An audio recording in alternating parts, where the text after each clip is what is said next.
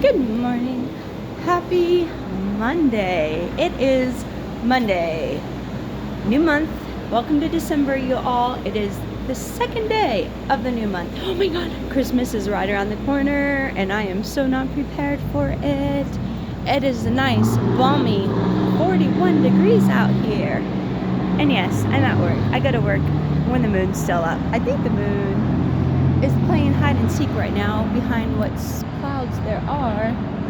Yeah, I don't see a moon today. Because even like the little lights up there are very, very dim. So I'm guessing it's going to be like a foggy day today. It's cold, it's cold, it's cold, it's cold, it's cold. And for once, I beat my delivery guy here. Which I'm happy and I'm sad for. I'm happy because now I'm like, don't have to rush to get stuff, put away. But I'm sad because they cut my hours and I was really hoping that the delivery guy, hold on, I'm gonna be real quick. Gotta go inside, so I'm like, I need a little bit more nicotine before I go in.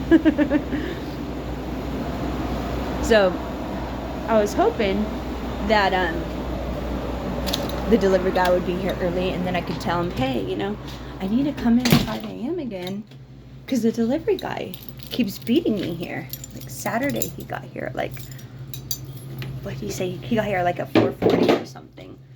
And then was stuck waiting because he could get in this door, but he couldn't get access to the outside freezers because they forgot the code. Like, I keep giving him the code to get into the door, right? But their system prints like the information on the invoice, but it would give them like the door code, it would give them the alarm code, but it wouldn't give them the code for the freezers. And we've had those freezers for freaking years, so I'm like, how do you guys not remember the code to get into the freezers? But that's the way the cookie crumbles, I guess, Oh, it's Monday. Oh, I gotta go do the toaster. I was like, there's something I always do when I come in. But this morning I'm a little bit distracted, a little bit thinking of all the stuff that I need to do. It's Cyber Monday today, and I'm broke. But I gotta get some Christmas shopping done. I don't know how I'm gonna do it. Courtesy of buy now, pay later, I'm guessing. I know. I did that like last year for my daughter's bike. It was like all she wanted. Every year she'll tell me like one big present that she must have, In the past it's been like video game consoles. Like the year before she wanted a Switch. I couldn't afford it, but her sister, who has disposable income, because this was pre-baby and she was working, she bought her the Switch. So I was grateful. I was very grateful because my daughter got what she wanted. And at a price I could afford. So last year I was determined to buy the gift for her instead of relying on someone else to buy it. So she wanted a bicycle. She wanted a new bike. She had a bike, but she said it was too small. It was too small. Even though it was a lady's bike, but my daughter is very, very tall. She said it was too small, and like it needed new tires anyways because she kept popping the tires. So I just waited around and I found a Black Friday I think it was actually a Cyber Monday. I think it was a Cyber Monday deal. I'm gonna put you down here for a second, so ignore the angle. So it was a Cyber Monday deal, and at Walmart online, they had these marathon bikes. I was like trying to think what it's called, like a racing bike, but for marathons, for long-term ridings. And it was like a $700 and something bicycle, right? Like a professional grade. It was super expensive. But Cyber Monday had it on sale for like $200. And I was just thinking, I could buy like a $75 Huffy or something like that, No. They have them for kids. Like for kids, young kids, you can buy bicycles between $40 and $70. But for adult sizes, those things are like $200 and something. Hold on, I'm gonna go put this in the sink over here.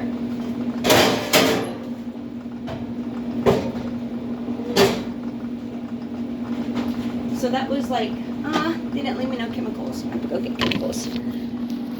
So that was like, you know, I could buy a cheapy bike that wasn't gonna fit her, that wasn't gonna last, or I could just spend a little bit more money and buy a nice bike that would last her. My thought was, it's gonna last her until she's like moved out of the house, you know. Buy one really good quality item, it won't break on you, your kids will have it forever. That's the hope. And she does. She still has her bike, and it's in like perfect condition because the child never rides the bike. I'm like, why?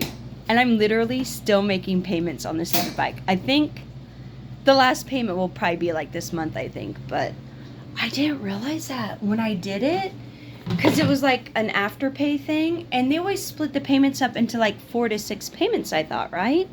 That's what I thought. So when it gave me the quotes that I was going to pay, like, I think I paid like $40 something down on the bike, and then I had bi-weekly or monthly payments. I'm never sure. Sometimes they're bi-weekly payments, and then sometimes they're monthly payments, like between Klarna and Affirm and Afterpay. So I'm always getting confused. But I know every couple of weeks I have like an Affirm payment that comes out, and it's like $26, you know. And that's for the bike.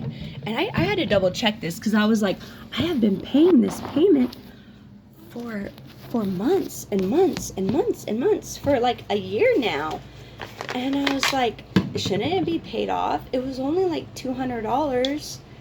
Well, it was only $200. Then I realized that the Affirm Afterpay or whatever, they charge you a fee, like on top of like the fee for ordering the item. They charge you a monthly fee too. So after I paid off this bike, it's like I paid an extra $140 something because I decided to buy now, pay later. And I'm like, oh, that was so dumb. I should have just stuck the $200 on my credit card. Then I would have still been making interest payments. So I guess moral of the story is pay with cash. Because I'm like, oh my God.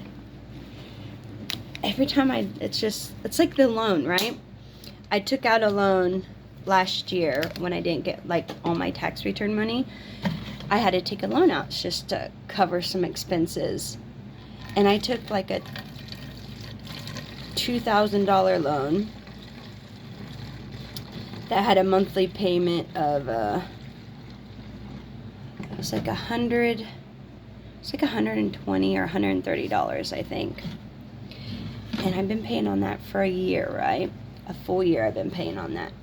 The balance went down to, or went up. It went up to $2,300 just from like interest charges and stuff like that. And I was like, I was refinancing. I didn't take out another loan. I refinanced my loan, right? Because I was going to get better interest rates and a little bit more cash back to help with some bills and stuff like that.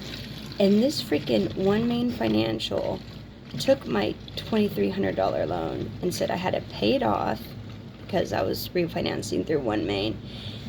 That $2,300 loan, do you know how much OneMain paid themselves off when they refinanced it?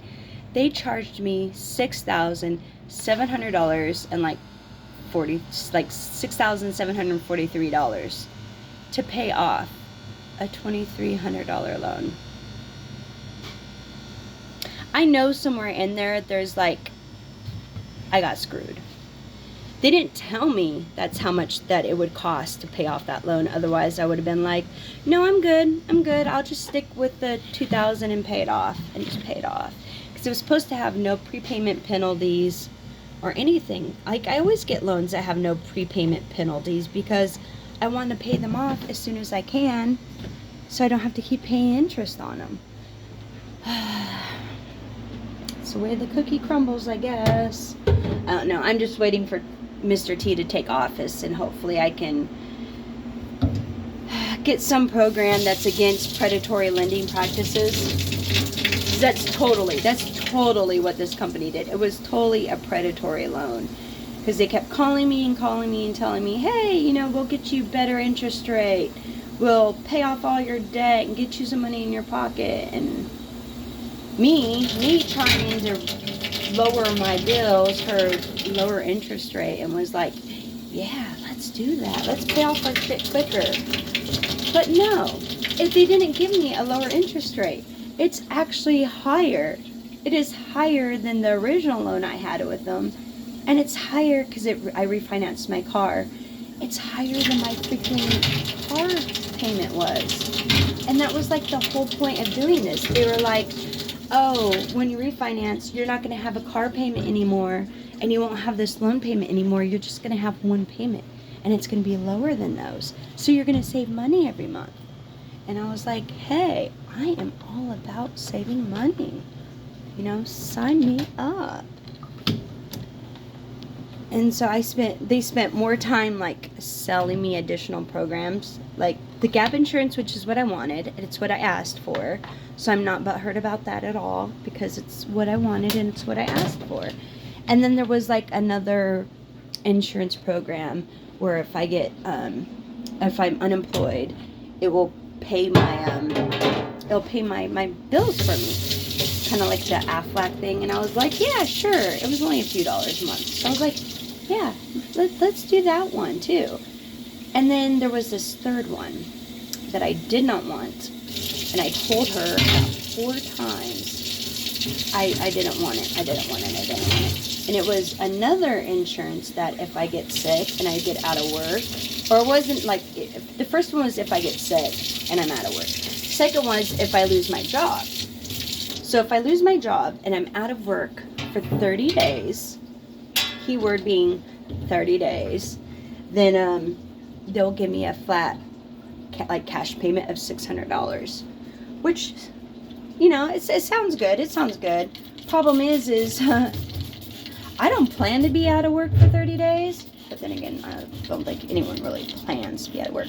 But I mean, I've worked at my job for 8 years, you know. I don't see them laying me off anytime soon. Unless I keep complaining about my hours and the lack of pay. Then they just might be like, you know what? Go find another job. Which I have been. I've been. Except for, it's been like a full week since I've applied to any jobs. I did some like last Sunday, last week. Which I just heard back from 2 of them. And they said, you know, we filled the position, but hey, apply for this job. So they gave me a couple other, like, jobs I could apply for. This was at Sutter Hospital. I was really, like, kind of disappointed because I really would like to work for the hospital, you know? It's kind of prestigious. You don't have to say, like, oh, yeah, I clean restaurants for a living. It's more like, hey, yeah, I work at the hospital, you know? It would be better. I would like it. It paid more too. It was like starting at $23 an hour and all the way up to like $29 an hour. And I figured I could get somewhere in between there because I have mad experience cleaning. You know, I've been doing this for 4 years already.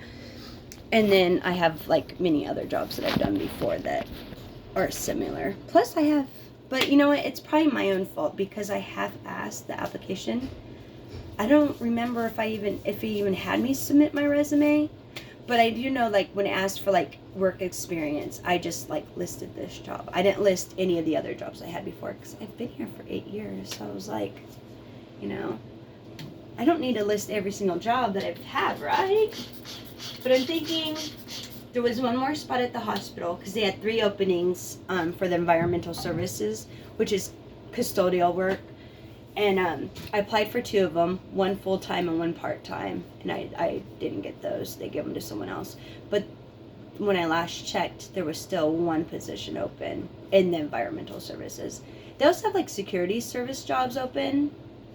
So I might apply for one of those too, though. I mean, I don't really have too much experience in security work, except for, and it's been like 20-something odd years, when I was in the Navy. I did security work when the war broke out. When 9/11 happened, all hush hush and I'm not supposed to talk about it. But it's been 22 years, so I think I'm safe. I'm not gonna spill no state secrets. But yeah, I did security work, protecting the base from like the civilians when 9/11 happened, you know, gathering data and civilians' personal belongings and having them securing the people themselves. So yeah, I mean, I have experience. I have all kinds of experience in doing all kinds of things, you know. I worked in construction and maintenance. My dad was a painter and did cabinetry work, so I know how to do that kind of stuff. I know how to do yard work and lawn care and maintenance. I know how to maintain commercial buildings because also when I had the landscaping company, we worked with bank-owned and property managers and real estate companies, managing their like rentals, their bank-owned properties, you know, properties that were empty. We would get them ready so they can rent them out or sell them. So I have experience with that kind of stuff too. So I mean, I got experience. I just need to find the right job. And I'm still waiting. I mean, I keep getting turned down for other jobs, so I'm like, God, is this where you want me to be? They just let go our general manager and promoted our assistant manager, so that does leave like an opening. But word is that they're gonna hire an outside person to fill the spot. Everyone who knows me is like, why don't they hire? They should just promote you. And I'm like, I don't know, it'd be nice. But it's not really job security because my boss gets rid of his managers like every 2 years. I'm like, that's why, like, in the past when it's came available, I'm like, yeah, I'm interested, but I'm not interested because I don't want to get fired when you say I don't do it good enough, you know? When what you want to happen doesn't magically happen. But it's kind of funny because it's like I was like a manager here out, and then my boss got upset because I wasn't standing around because I wasn't, not because I was, but because I wasn't just standing around watching people work. It's because I would find little tasks to do, like clean stuff. So I always kept myself busy, and he got upset about it because he was like, well, if you're on your hands and knees cleaning, you're not paying attention to what's going on in the front. And I'm like, oh, actually I can hear what's going on. I just, you know, don't get involved if it looks like they're handling it on their own, you know, kind of a thing. But yeah, so because I cleaned so much when I was supposed to be standing around, he offered me this job of cleaning. And this was like right before the pandemic. And then it became a necessity. I became an essential employee when the pandemic happened because, you know, cleanliness and sanitization was extremely important to keep the spread of disease from popping around, you know. So that was nice. And the pay was actually pretty good because I worked at 2 locations. I worked here, and then there's the one in Grass Valley that I worked at. So I was collecting 2 paychecks. So I was getting like a paycheck every week, which was so nice. And I really, really missed that. And it's really hard because I got used to having that kind of income.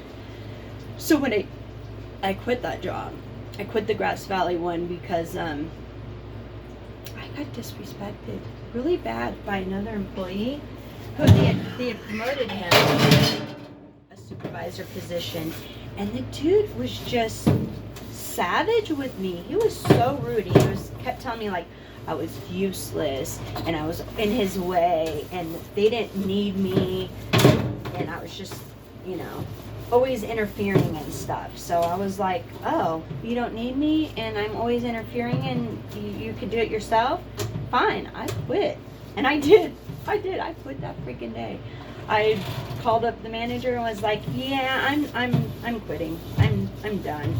And then they were like, why? And I told them, I said, because so and so said that I was a useless deal always in their way and that they didn't need me. Well, they fired that guy and then offered me my spot back, and I was like,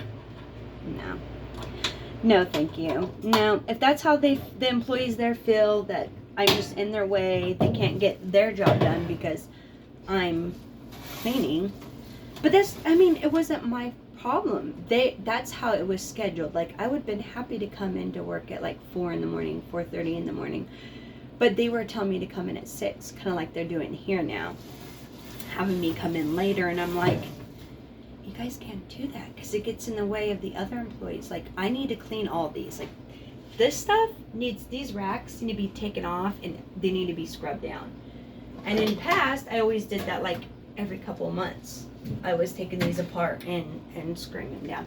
I haven't had the time to do it at all in like the last 6-7 months because my hours are so short. I'm like, right now I'm getting 25 hours a week. 25 hours a week. And you should see the amount of work I do. I mean, it is just crazy the amount of work I get done. Every single day. I clean this stuff like from top to bottom. Like today I start with the restaurant equipment. So I'm cleaning the toaster, which sometimes can take a long time. Like, this can take me over an hour to clean this because it gets such baked on butter, and we use like a butter oil mixture. It's like a butter flavored oil or something like that, but it gets really gunky when it gets hot. It gets real gunky, and all these freaking little, every single one of these little things I have to scrub because it gets a buildup of crap on it. And it's just so much work. So much work. And I was cleaning this thing like every single time I came in. So 5 days a week I was cleaning it. But this is old and it's starting to break. It's starting to get loose. The little hinges keep popping off. So I'm like not doing it every day. Now I do it like every other day. But since I don't work Sundays, it's extremely important that Mondays I get this done. And I don't work Tuesdays here. So on Wednesdays I have to do it. So Mondays, Wednesdays, for sure have to do it. And then Fridays and Saturdays, it usually depends on, like, if we are really busy, I might do it Friday and Saturday.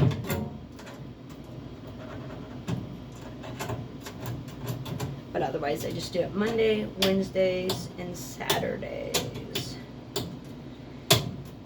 Those are the days I have to do it. Because I can't let it go longer than a day. You can't let it go longer than a day. This thing gets too gunked up with the butter, breadcrumbs and stuff, and then it will just,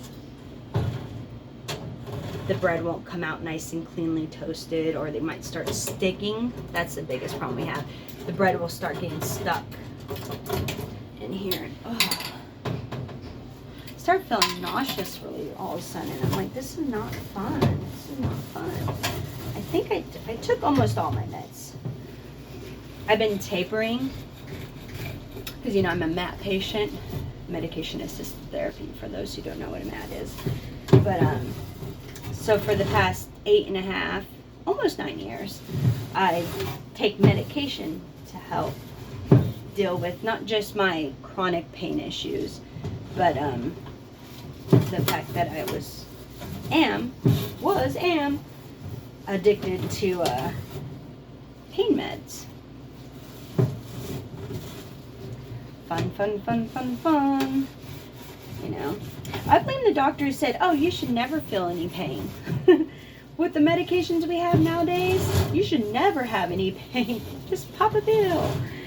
Yeah, well, I got addicted to that not pain feeling.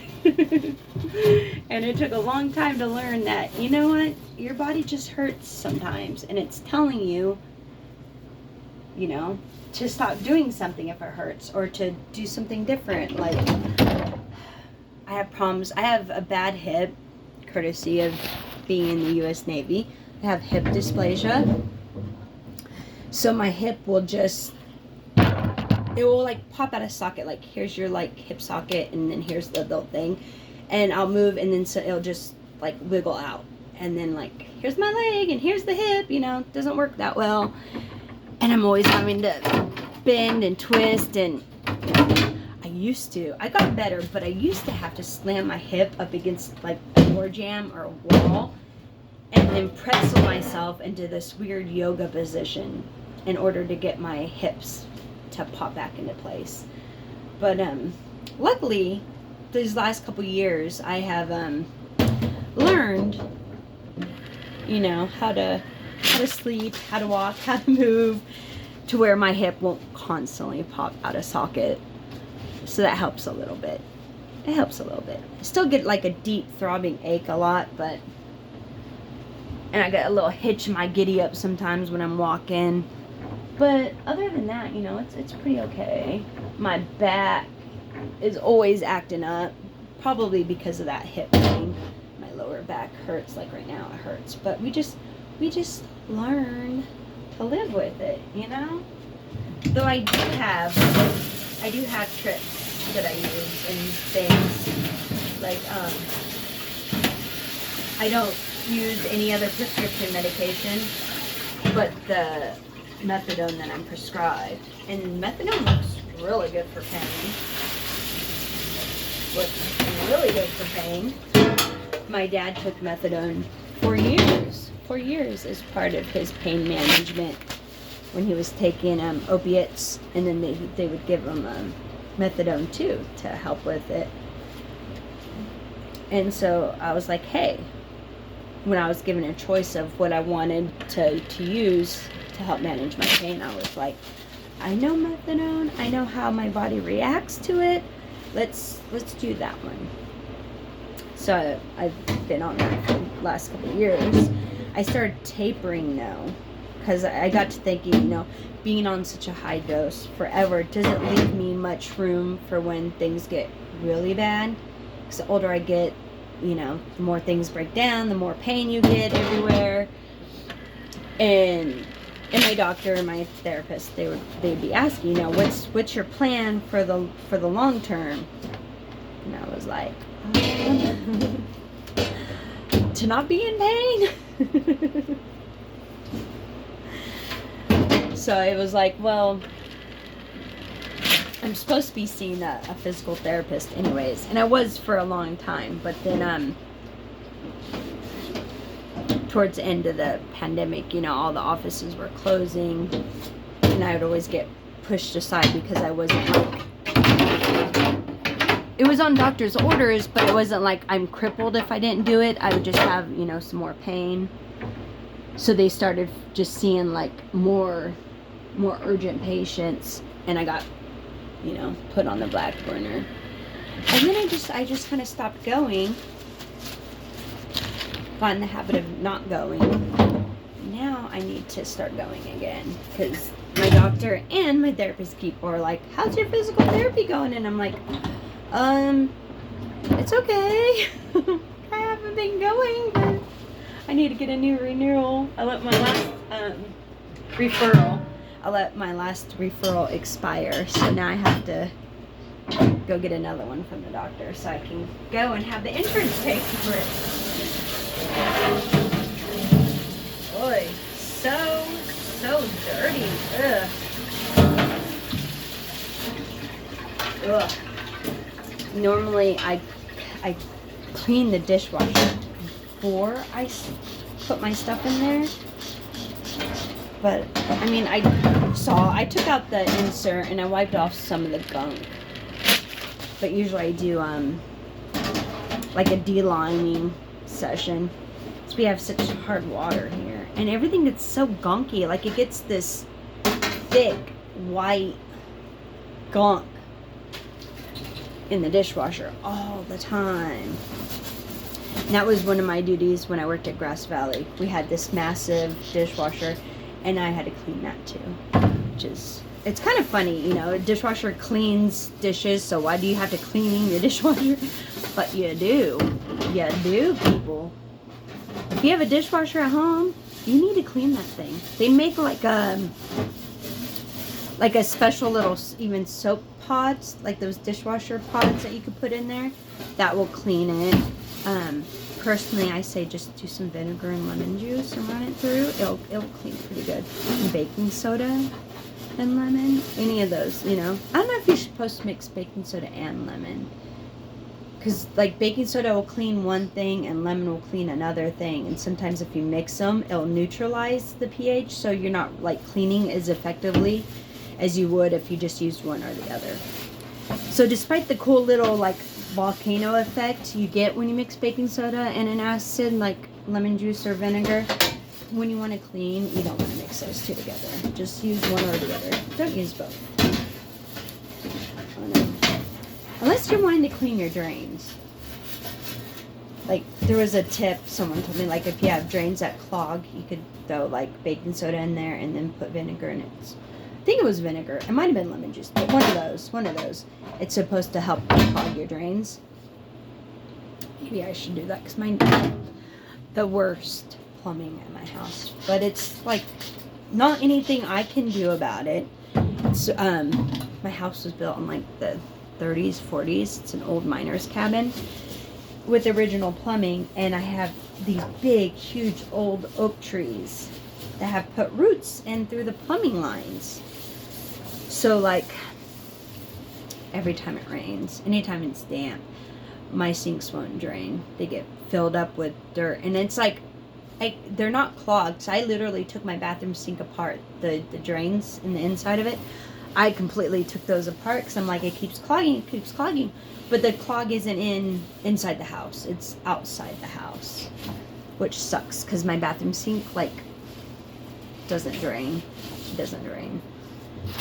There's always freaking a little bit of water stuck in there, and I have to just, like, wait for it to, like, ooze itself out. It's so frustrating.